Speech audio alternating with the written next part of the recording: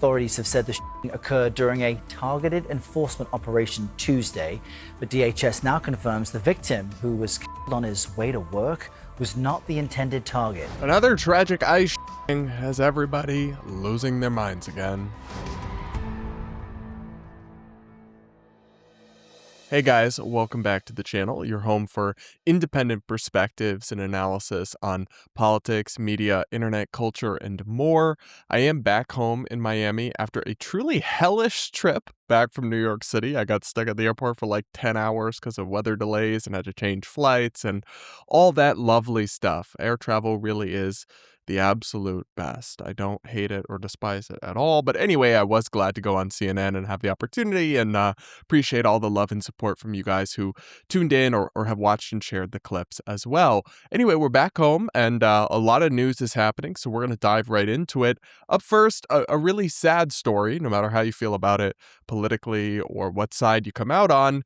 There's been another ICE shooting that did leave a man dead in Houston, Texas. We're going to watch some coverage from CBS News, then get into some more of the details, and I've got a take on it that, per usual, will probably satisfy nobody. Anyway, let's watch. All right, we're getting a new look at surveillance video that shows the moments before the deadly ICE shooting in Texas earlier this week.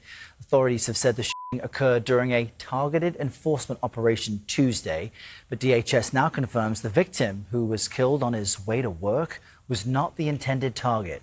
CBS News correspondent Jason Allen has more. Hundreds of protesters took to the streets in Houston, outraged over the death of Mexican immigrant Lorenzo Salgado Araujo. New surveillance video obtained by CBS News station KHOU allegedly shows ICE officers following Salgado Araujo's construction van before he was on his way to work. At one point, an unmarked vehicle drives on the wrong side of the road, and another angle shows what appears to be officers at the van's passenger door. Thursday, the Department of Homeland Security revealed ICE officers were looking for another individual when they shot and killed Salgado Araujo. In a statement, DHS... So I'll just pause here to note that I think it's meaningful that they were in an unmarked vehicle, right? So you have a car approaching the person that's not a clearly marked police or law enforcement vehicle, and then driving erratically on the side of the road, and then they may or may not be uniformed. Some of the ICE officers are not wearing traditional uniforms. All of that, I think, can contribute to confusion or chaos on the part of this illegal immigrant who might not have realized that it was law enforcement trying to pull him over. I don't know, but that is a very unfortunate way that things went down here. In a statement, DHS said officers were almost at the target's address when they observed a white van with an individual who resembled the target. Officers then initiated the vehicle stop. Later, video shows Salgado Araujo face down on the ground after he'd been shot in the abdomen while ICE officers hover over him. DHS says Salgado Araujo was shot after ignoring multiple verbal commands and attempting to run over an officer who fired his gun in self-defense.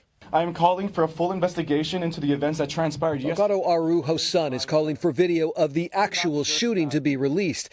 He says his father, who lived in the U.S. for nearly 35 years, was working toward a legal status and did not have a criminal record. DHS says ICE officers involved in the shooting were not wearing body cameras due to, quote, back-to-back Democrat shutdowns. So there you have kind of coverage from CBS summing up the situation, and I think it's obvious we don't fully know what happened, what did or did not happen. I agree with the dead guy's son that the footage should be released if there is actual footage of the shooting itself. But what's so unfortunate about this incident to me is, one, it seems like a series of errors or mistakes were made, and this man actually really seems like kind of the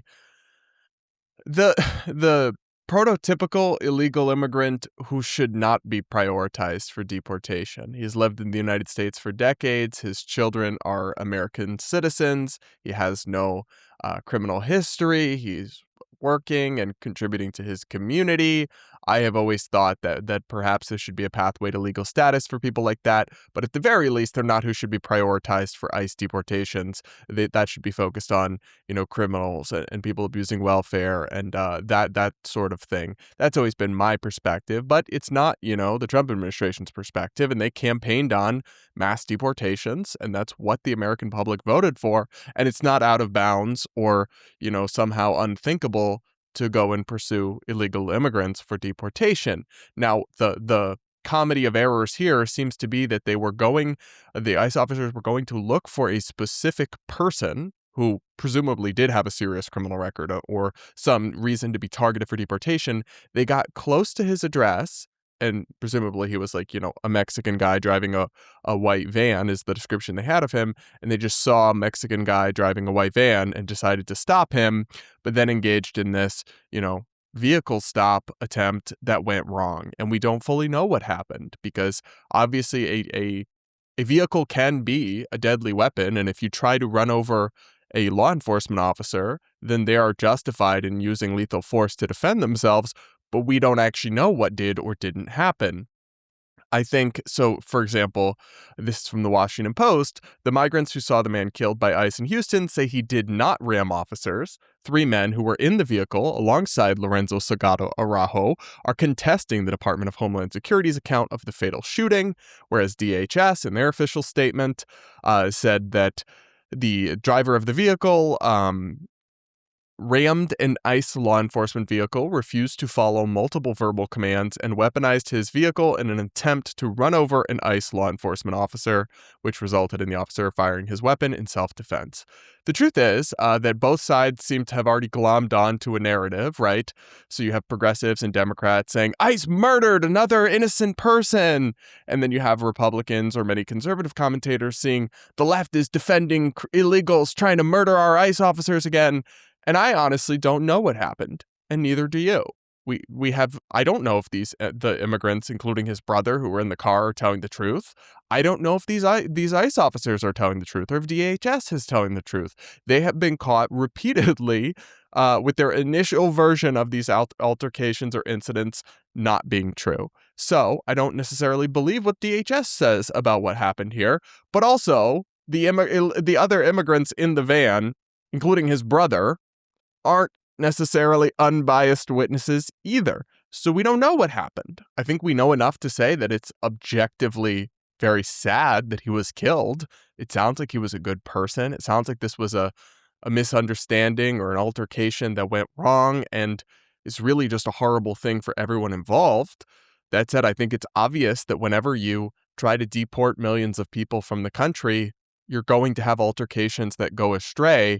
And that doesn't necessarily render the entire thing illegitimate, right? The entire project of deporting people, which is sometimes how I think liberals and progressives frame it or focus on it, that, it went wrong with Alex Preddy and he was murdered. So therefore, this is just a regime, a terrible whole thing. Well, it's like there's literally no way that you could ever try to arrest and apprehend and deport millions of people and not have at least several officer interactions that go wrong and someone gets killed or dies.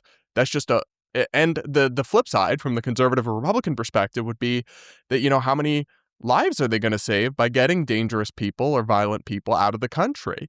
And again, we can have that debate, but they do have a right to actually pursue that agenda they campaigned on. But that's also not necessarily a defense of the way they do it with the unmarked vehicles and with the non-uniformed officers and the masks and lowering training requirements for recruits and many other things that are 100% fair game for criticism. And if an ICE officer or any law enforcement officer does engage in a use of lethal force that is not justified, then that is a crime. And that is a horrible thing and an abuse of the power they've been entrusted with by our government. And it should be investigated and pursued.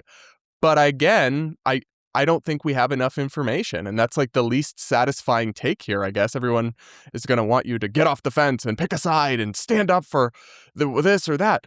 I don't know. I do know that I think it is outrageous that every single ICE officer is not wearing a body cam when they are doing active enforcement operations and that it's not turned on the entire time, because that's a win-win for everyone involved.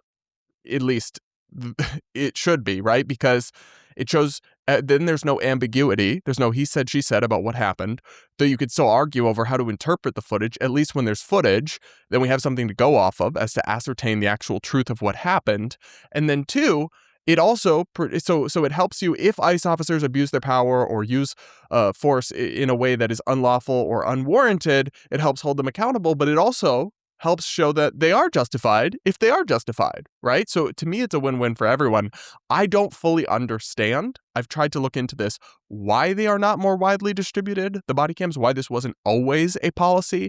The Trump administration does claim there's a funding issue, and it's true that, there's been roadblocks to funding DHS, but I don't know who needs to come together to fix that, but Republicans and Democrats should be able to come together and pass a standalone bill. I don't really care how much it costs, funding and authorizing and requiring every single ICE officer or DHS official, Border Patrol, or anyone to be wearing a body cam during active enforcement operations.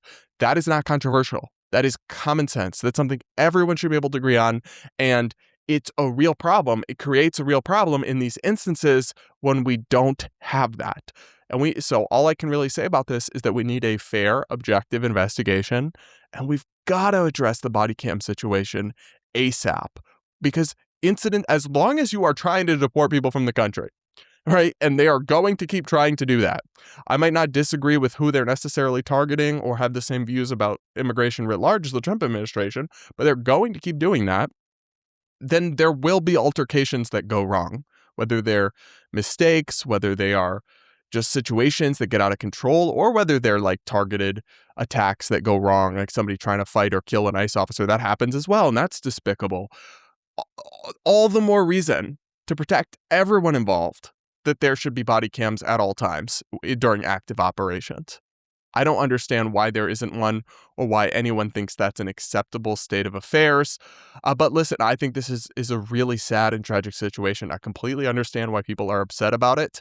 My heart does go out to this family, of course, but I also am not ready to jump to total conclusions and just condemn all these ICE officers as murderers either, because we simply don't know enough. At least I don't. To make a final conclusion. So that's my take, but this story is everywhere, and I'm sure there will be more developments, and I'll follow up on it if video does come out or if there is a further revelation about what did or didn't happen here. And in the meantime, you guys let me know what you think in the comments about this particular incident and kind of the immigration and ICE enforcement issue more broadly. And make sure to subscribe to the channel if you aren't yet, if you want independent, nonpartisan political and cultural and media analysis. And do hit the like button, all of that, and consider becoming a channel member to support my work. I try to be fair, try to call out the left and the right, and unfortunately that is not the best business model. So I do need support from viewers like you. Hit the join button or the link in the description to become a channel member. I also do videos where I react to and answer member comments and questions. So if you have feedback or questions you want to ask me, go ahead and become a channel member and then drop them down below. And with that, guys, we'll leave it there for this pretty serious and pretty sad story. And we'll be back with more real soon.